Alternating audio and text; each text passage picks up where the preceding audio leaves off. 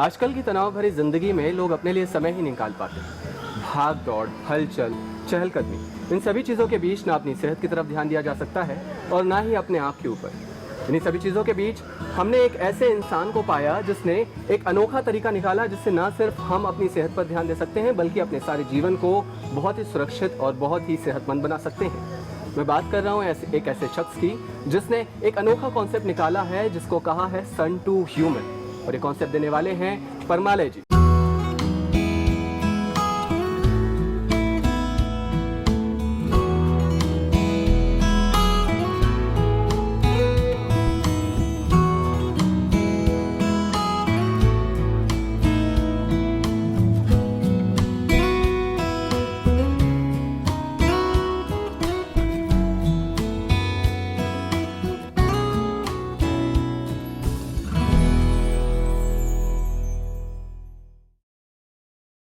परमालय जी, सबसे पहले तो मैं आपसे जानना चाहूँगा कि ये जो आपने कॉन्सेप्ट बनाया है सन टू ह्यूमन, ये कॉन्सेप्ट बेसिकली क्या है? किस चीज़ को ध्यान में रख करके आपने सन टू ह्यूमन कॉन्सेप्ट का निर्माण किया?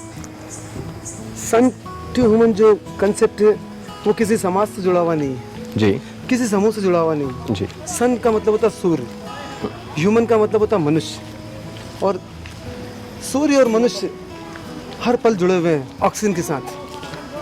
हमारी बॉडी 24 घंटे ऑक्सीजन लेती है और सूरज 24 घंटे ऑक्सीजन देता है। बिल्कुल। तो लेन देन 24 घंटे चल रहा है, हर पल चल रहा है जी। इसलिए हमने सन टू ह्यूमन, नाम शब्दों में भी आदमी अटक जाता है। हमने शब्द दिया, उन्हें ये कॉन्सेप्ट आपका है, ये कॉन्सेप्ट किसी का भी नहीं है। अच्छा।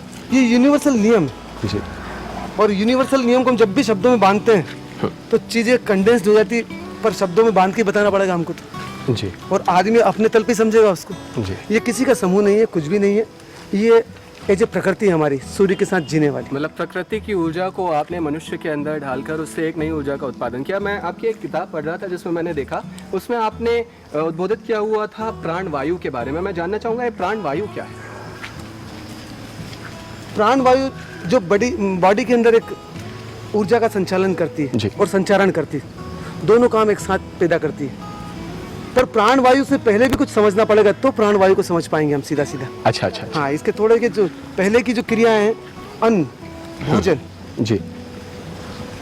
हमारा जो शरीर बनता है वो 7 लहरों से मिलकर बना हुआ। जी। पहली लहर हमारी अन्न से बनी हुई है, जिसको हम भौतिक शरीर बोलते हैं। जो आप भी देख रहे हैं, अपना शरीर जो चल रहा है, अपन आंखें हैं, हाथ हैं, ये हम सब देख रहे हैं। जस्ट इसके पीछे दूसरा शरीर जो होता है, जो मुंह में लार आती है, वो दूसरी लहर जो बनती है वो बॉडी की गर्मी से बनती है। भोजन के बाद जो गर्मी पैदा होती है उससे बनती है और उसके अंदर प्राण पैदा होते हैं। अच्छा। फिर वो तीसरी लहर है बॉडी के अंदर, एक विचारों वाली लहर बोले हम, या हम विवेक वाली लहर बोले उसको। उस लहर के बाद विद्युत वाली लहर बोलते हैं उसको। वो विद्युत पैदा करता है प्राण बॉडी के अंदर जी। और उस प्राण से बॉडी में 7 मशीनों का संचालन होता है, 7 मशीनें चलती है। अच्छा। और इस शरीर में एक ही चीज़ पैदा होती है, ओनली नॉलेज। ओके। जिसके पास नॉलेज, दुनिया उसकी मुट्ठी में। बिल्कुल बिल्कुल, बहुत सही कहा आपने। जिसके हाथ में नॉलेज, दुनिया उसकी मुट्ठी में। बात करता हूँ आपके कॉन्सेप्ट की, सन टू ह्यूमन की। मैंने देखा यहाँ काफ़ी सारे लोग आते हैं जो आकर के तरह तरह के योग करते हैं, ये तरह तरह की क्रियाएं यहाँ पर करते हैं। आपने काफ़ी सारी चीज़ों को यहाँ पर मिश्रण एक तरह से किया हुआ है। थोड़ा सा मुझे आप बताइए कि यहाँ पर आकर के जो योग या जो चेतनाएं या जो भी क्रियाएं यहाँ पर होती हैं, उन क्रियाओं का मूल मकसद और मूल उद्देश्य क्या, और उनसे उन्हें किस तरह का लाभ होता है? नहीं, क्रियाएं नहीं है, ये हमारी बॉडी का नेचर है। यहाँ जितने भी काम किए जाते हैं वो स्वभाव, इसका स्वभाव का अनुरूप किए जाते हैं। इसके अंदर बहुत सारे सेंटर्स हैं जो शक्तियों को पैदा करने के लिए मिले। फीचर्स बोलते हैं हम, जैसे कि मोबाइल में फीचर्स होते हैं जी, वैसे इसके अंदर बहुत सारे फीचर्स हैं जी। उनको जगाने के लिए बॉडी, शरीर सतत प्रयास करता रहता है कि वो शक्तियों को जगाए। अच्छा। तो नेचर के साथ रह के शक्तियाँ कैसे जगे, वो सरलतम आदमी बहुत दूर हो गया आज। नेचर के प्रतिकूल जीवन जी रहा आज आदमी जी। तो अनुकूल रह के ही इस बॉडी की शक्तियों को जगाया जा सकता है जी। तो वापस कैसे वो अनुकूल हो प्रकृति के, अच्छा, हम सिर्फ वही यहाँ पर करवा रहे हैं, उसको मिलन करवा रहे हैं उसका, कि वो मिट्टी से, जल से, सूरज से, ये जो वायु चल रही है वायु से, और ये जो आकाश देख रहे हम, आदमी ने आकाश देखना ही भूल गया। कभी उसके पास फुर्सत ही नहीं कि ऊपर नजरें उठा सके वो, बिल्कुल सही बात। क्योंकि नजर ही उसकी बस किसी के आगे पहुंचना, उसने जिंदगी को ओनली एक भागने वाली बना दिया। किसके आगे पहुंचना किसी को पता ही नहीं है आज। सही बात है। तो उस भागने की वजह से वो किसी भी चीज़ से जुड़ नहीं पाता आज। जी। न तो अपनी पत्नी से जुड़ पा रहा, न अपने बेटे से जुड़ पा रहा, न अपने पिताजी से जुड़ पा रहा, न वो अपनी माँ से जुड़ पा रहा, न वो खुद से जुड़ पा रहा। बस वो जुड़े कैसे वापस, ये कंसेप्ट है। अच्छा परमाला जी, मैंने आज से कुछ 12 से 15 साल पहले टीवी में एक चैनल में देखा था कि विदेश का कोई एक व्यक्ति था जो कई सालों से ना कुछ खा रहा था ना कुछ पी रहा था, वो सिर्फ एक सेव में और एक गिलास पानी पर हर रोज जिंदा रहता था। तो क्या यह मुमकिन? और उसका रीजन बताया था कि वो सिर्फ सूरज की तरफ आधे घंटे निहार करके देखता रहता था और उसको पूर्णतः एनर्जी प्राप्त हो जाती थी और उसको किसी और चीज़ की जरूरत नहीं पड़ती। तो क्या यह संभव है? क्योंकि आपका जो कॉन्सेप्ट है वो भी सन टू ह्यूमन, सूरज से मनुष्य को जोड़ने पर ही निर्भर है। तो क्या ये मुमकिन है सच में कि कोई व्यक्ति बिना खाए पिए सिर्फ एक फल पर जिंदा रह सकता है? जैसा आपने भी अपनी किताब में लिखा हुआ है कि संतुलित आहार जो इस चीज़ का जड़ है, तो उसके बारे में हमें थोड़ा सा कुछ बताइए कि किस तरह से लोग संतुलित आहार के जरिए और सूरज की एनर्जी के जरिए अपने आप को संतुलित रख सकते हैं। जैसे पहला प्रश्न तो आपका ये है कि बाहर आपने पढ़ा कि कोई 15 साल पहले एक व्यक्ति एप्पल और एक गिलास पानी पर अपने को एनर्जेटिक रखता था। जी। आपको जानकर शायद ये साइंस में अगर आपने पढ़ा हो, थोड़ा सा तो नॉलेज हो कि इस पूरे ब्रह्मांड का निर्माण 3 चीज़ों से मिलके हुआ है। जी। हमारे इसमें बोलते हैं हिंदू के अंदर कि ब्रह्मा विष्णु महेश ने सृष्टि का सृजन किया। जी। ब्रह्मा मतलब पैदा करने वाला, जी। विष्णु मतलब मेंटेन करने वाला, शिव मतलब सृजन करने वाला। इन तीनों से मिलके हमारा जीवन का उद्गम हुआ पूरा। पर इसी को साइंस की भाषा में बोलते हैं प्रोटॉन न्यूट्रॉन इलेक्ट्रॉन। बिल्कुल। प्रोटॉन से बॉडी में प्रतिपल विकास होता है, न्यूट्रॉन उसको मेंटेन करता है और इलेक्ट्रॉन उसको सृजन करता है, बॉडी को विकसित करता रहता है। ये कैसे करे? इस सौर परिवार में हमारा जितना भी फूड है वो 3 चीज़ों से मिलके बनता है, कार्बन, ऑक्सीजन और हाइड्रोजन। इन तीनों से मिलके पूरा भोजन है, वो वायु में अवेलेबल है। जी। तो हम अगर वायु को जितना गहरा जानते हैं तो वायु ही पूरा अपना काम कर देती है बॉडी में जाने के बाद। अच्छा। भोजन तो वायु में अवेलेबल है पूरा। जी। वही वायु जाके भारी होके जल में परिवर्तित होती है, वही वायु भारी होके जाके हर एक चीज़ों में, आम में, जामुन में, ककड़ी में, पपीता में, इनमें कन्वर्ट होती है। कुछ उसके फीचर्स बदलते रहते हैं, कुछ कंटेंट बदलते रहते हैं, उनकी वजह से उनका निर्माण होता है। सोना, चांदी, हीरे, जवाहरात, लोहा, सभी इन तीनों से मिलके बने पूरा जो जीवन है इनका हमारा। परमाला जी, जैसे मैंने आपकी एक पुस्तक पढ़ी थी, आपने बहुत ही अच्छी पुस्तक एक लिखी हुई है जिसमें मैंने देखा आपने संतुलित आहार में कच्चे फल और पपीता, जैसे यहाँ पर जो भी लोग आते हैं आप तरह तरह के सुबह के नाश्ते में अलग अलग तरह की वैरायटीज़ रखते हैं जिसमें कच्चे फल होते हैं, आम, पपीता, कच्चा केला और ये सारी चीज़ें। तो इन सारी चीज़ों का मिश्रण रखना, और जो बहुत ही एक इम्पॉर्टेंट चीज़ हमने उसमें देखी, उसमें आपने लिखा हुआ था कि हम ज़्यादा तला हुआ आहार ना लें या फिर इस तरह का कोई भोजन ना करें। तो जिस तरह का भोजन आप यहाँ पर लोगों को प्रोवाइड करवा रहे हैं उसके पीछे का कॉन्सेप्ट आप हमें थोड़ा सा बताएंगे प्लीज़? नहीं, ये किसी भी प्रकार का भोजन और किसी भी प्रकार के पर्सनल नियम किसी के भी नहीं चलते। यूनिवर्सल नियम इज अ गॉड।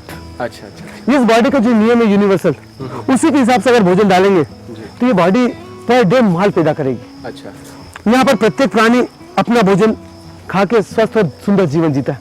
मनुष्य को छोड़ के आप देख लें, आप देखो पशु पक्षी जगत में न तो हॉस्पिटल है, न कोर्ट है, न पुलिस है, और फिर भी इतनी सुंदर व्यवस्था। न संगीत है, न टीवी है, न फिल्म है मनोरंजन के लिए, फिर भी 24 घंटे मनोरंजन, क्योंकि वो अपने स्वभाव में जी रहा है। हमने जो भोजन का डिजाइन किया है वो जो हम मूल में गए, तो बच्चा जब पैदा होता है तो सबसे पहले क्या लगती है उसको? भूख। पर जब बच्चा बनता है वो 2 सेल से मिलकर बनता है, एक मम्मी का सेल रहता है, एक पापा का सेल रहता है। दोनों के सेल से मिलकर उसका अंदर निर्माण होता है। जब वो पहली बार आता है तो उसको भूख लगती है, तो जिससे निर्माण होता है उसी प्रकार का भोजन चाहिए उसकी बॉडी को। आप समझते हैं इस बात को? तो वो जो निर्माण होता है वो 5 तत्वों से मिलकर बनता है, मिट्टी, जल, अग्नि, वायु और आकाश। और वो 5 तत्व जो होते हैं वो 6 रस का मिश्रण लिए हुए होते हैं।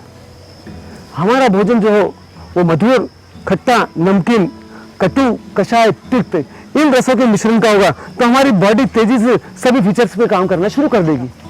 अगर एक भी रस नहीं पहुंचा बॉडी के अंदर तो बार बार भूख की डिमांड करेगी। अगर जैसे हम मकान का निर्माण करते हैं, उसमें सरिया, रेती, गिट्टी, सीमेंट, ईंट सभी लगती है।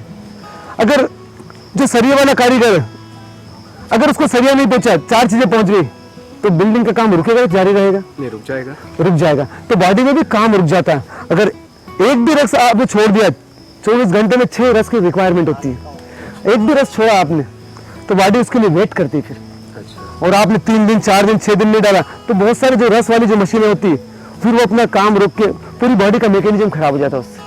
तो परमाला जी, मैं बात कर रहा था संतुलित भोजन की। तो जैसा आपने बताया कि हमारे शरीर को 6 रसों की आवश्यकता संतुलित तौर पर होती है, वैसे ही आपने यहाँ पर एक फिजिकल डाइट चार्ट बनाया हुआ है जो मैंने यहाँ पर देखा था। उस फिजिकल डाइट चार्ट के ऊपर थोड़ा सा आप प्रकाश डालिए कि वो बेसिकली जिन चीज़ों को ध्यान में रख करके बनाया गया है। एक तो इस जगत के अंदर सभी का भोजन डिजाइन है, चींटी से लगा के मनुष्य तक का।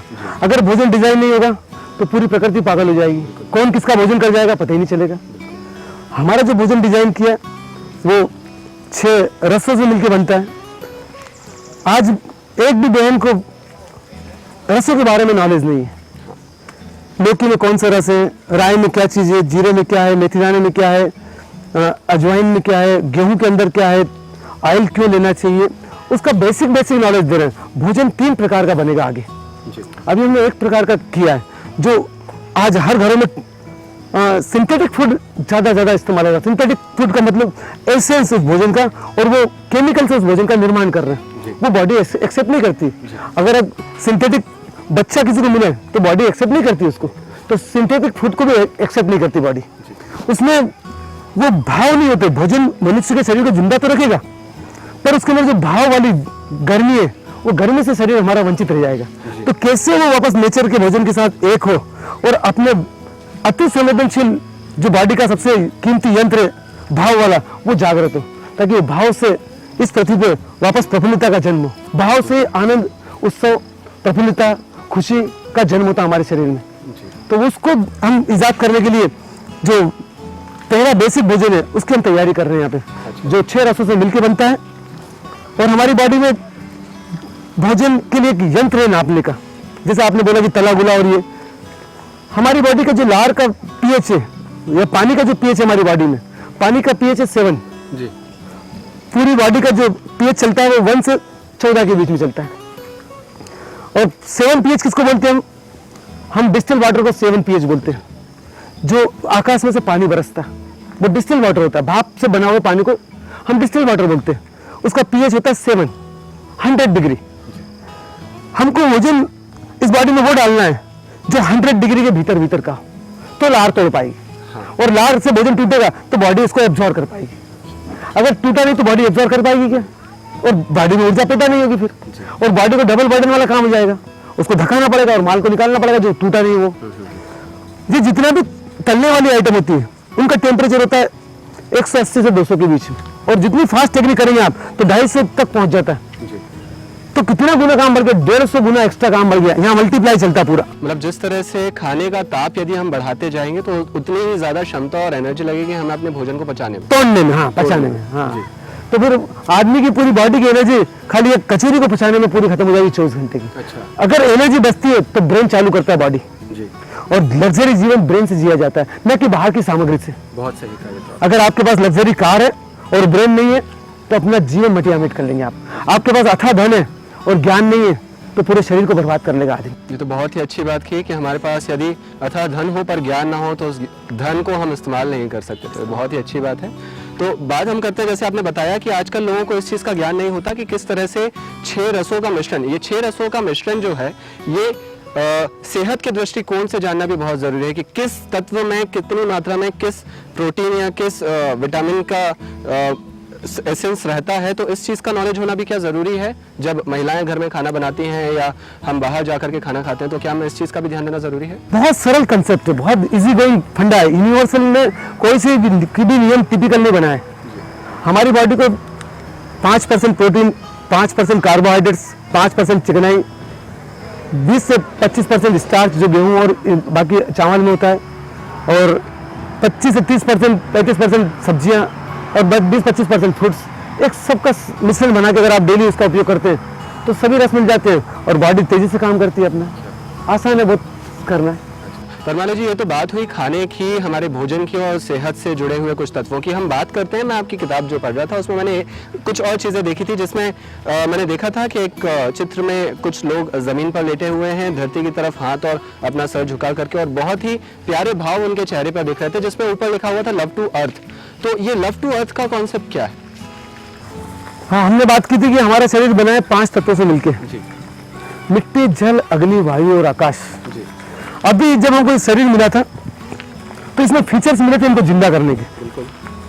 हमारी बॉडी के पास 2 तरह की हमारी है, एक तो गर्दन के ऊपर का भाग और एक गर्दन के नीचे का भाग। इसको बोलते हैं चेतन मन, कॉन्शियस माइंड। इसको बोलते हैं अचेतन मन, अनकॉन्शियस माइंड। ये फीचर्स को लिए हुए हैं और पूरे फीचर्स अभी इसमें सोए हुए हैं, क्योंकि अज्ञानी के हाथ में फीचर्स पड़ जाएंगे तो शायद वो नुकसान कर दे, अपना भी और पूरी प्रकृति का भी। तो जैसे जैसे ज्ञान रहता है तो बॉडी सब फीचर्स को उजागर करती है, उन शक्तियों को डेवलप करती है। अब वो जो फीचर्स के लिए 5 हमारे पास मशीनें दे रखी है, आंख, नाक, मुंह, कान और स्पर्श इंद्री।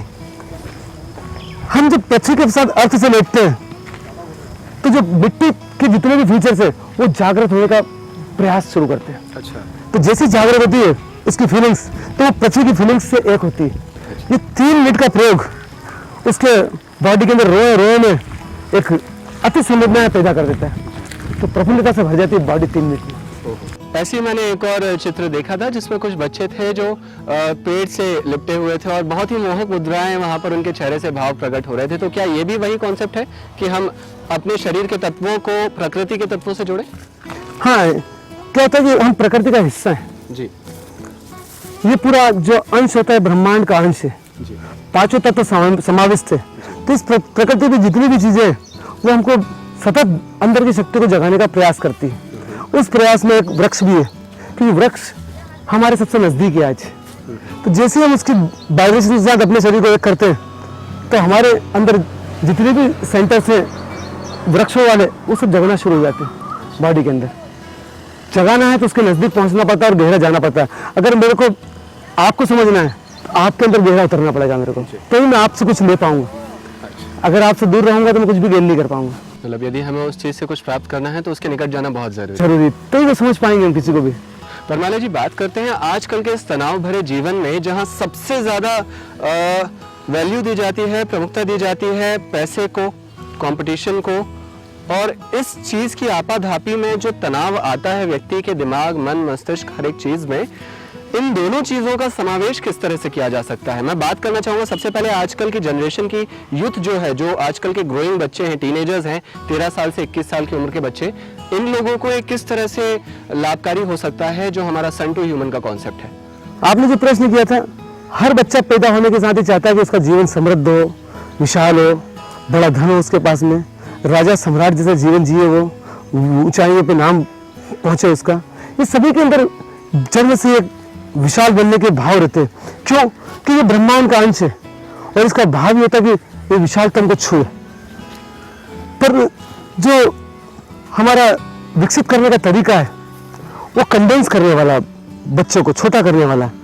इसीलिए सब बच्चे हॉरिजॉन्टल चले जाते हैं, मतलब कि वो कार के माफिक जाते हैं।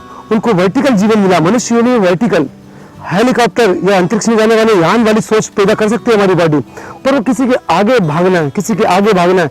इसलिए उनका जीवन की जो ऊर्जा होती है वो एक तरफ जाती है, बाकी सब तरफ से ब्रेक हो जाती है। और जैसे सब तरफ से ब्रेक होती है तो तनाव पैदा हो जाता है। तो वो तनाव पैदा होने में गलत भोजन करता है, सुबह लेट उठता है, प्रकृति के विरोध में सब काम करता है, प्रतिकूल जो जीवन के काम होते हैं। और जब तक प्रकृति का सपोर्ट नहीं होगा वो न तो जीवन में समृद्धि ले पाएगा, वो भले ही धन कमा ले, पर धन का उपयोग कैसे करेगा जब शरीर ही उसके पास यूज करने लायक नहीं होगा।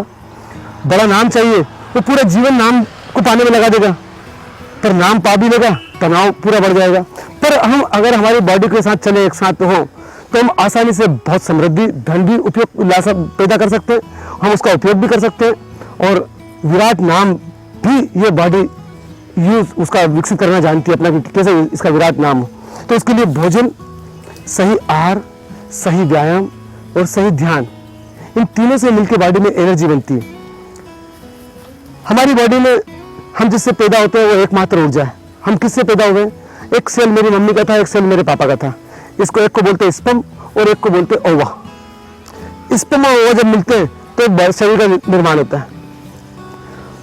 पर इस ऊर्जा को क्या नाम दें? पर जहां आज के जमाने में यूथ खड़ा है, हम उसी नाम से इस ऊर्जा को पुकार सकते हैं। आज अगर मैं ऊंचे लेवल पे बोलूंगा तो समझेगा नहीं आज आदमी। अगर मैं बोलता हूँ आत्मा, तो आत्मा के बारे में जानते ही नहीं तो उसके बारे में समझेगा भी नहीं।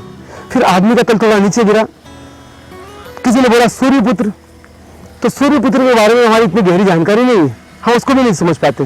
फिर साइंस ने बोला कि बायो एनर्जी, तो बायो एनर्जी भी हम गहरी आज तक नहीं समझ पाए। जिस तल पे हम खड़े हैं उसी तल पे हमको उसकी बात करना पड़ेगी। उसको बोलते हैं सेक्स एनर्जी। सेक्स एनर्जी और ऑक्सीजन मिलके बॉडी में प्राण पैदा करती है, और वो प्राण हमारी बॉडी में 7 मशीनें चालू करती है।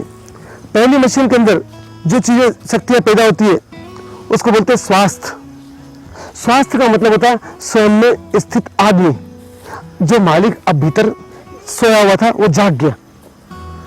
जैसे ही अंदर मालिक जगता है तो दूसरी मशीन काम करना शुरू करती है, जिसको बोलते हैं प्राणमय कोश। पहले को बोलते हैं अन्नमय कोश, दूसरे को बोलते हैं प्राणमय कोश। प्राण का मतलब फैलना, मतलब ये होता है फैलना, प्राणायाम, फैलने वाला आयाम है उसका। तो दूसरा कोश जैसे जैसे विकसित होता है तो बॉडी उस कोश के साथ इसके अंदर सांस पैदा करती है, और उसी सांस के बेस पे ये बॉडी हर समृद्धि की वस्तुएं अपनी ओर आकर्षित करती है, और उसी सांस से आदमी की बॉडी में विवेक का जन्म होता है, और उसी विवेक से वो बड़ा नाम करता है, अपना विराट नाम की ओर अग्रसर होता है। पर इन सबके बेस में भोजन, भोजन से सेक्स एनर्जी बनती है। वो सेक्स एनर्जी बॉडी के अंदर एक गोडाउन होता है जिसको बोलते हैं प्रोस्टेट ग्लैंड्स, वहां इकट्ठी होती है, और उस गोडाउन से बॉडी के पास एक मशीन होती है जिसको बोलते हैं रीढ़ की हड्डी, पूरी बॉडी को जो संभाले हुए, उसमें 33 मणके होते हैं। तो जब सबसे नीचे वाली जो मशीन है उसको बोलते हैं मूलाधार चक्र, जिसमें 4 डायमेंशन दे रखते हैं, तो ऊपर की तरफ और 3 अलग अलग दिशाओं में। वो जब सक्रिय होता है, जिंदा होता है, तो चुंबक का काम करता है। तो प्रोस्टेट ग्लैंड से उस सेक्स एनर्जी में से, या जो स्पर्म बोलते हैं, या यूट्रस के अंदर जो ओवा होता है महिलाओं में, उसमें से वो विद्युत को शक कर लेता है, चमड़ा वहीं पड़ा रह जाता है, और वो विद्युत बॉडी अपनी मशीनों को जिंदा करने में उपयोग करती है। इससे नाम भी मिलता है, यश, समृद्धि, वैभव सब उसके पास आना शुरू हो जाते हैं। उसके बाद चौथी मशीन चालू होती है जिसको बोलते हैं इमेजिनेशन, भाव, सपने, इन सबको विकसित करने वाली मशीन होती है। इसी एक के बाद एक मशीन है जिनका हम आगे और चर्चा करेंगे। अगर बच्चे का बचपन से इन मशीनों को डेवलप किया जाए तो वो आसानी से बहुत विराट कृष्ण जैसा बच्चा हमारा डेवलप हो सकता है आसानी से, जो यशोदा मैया ने किया।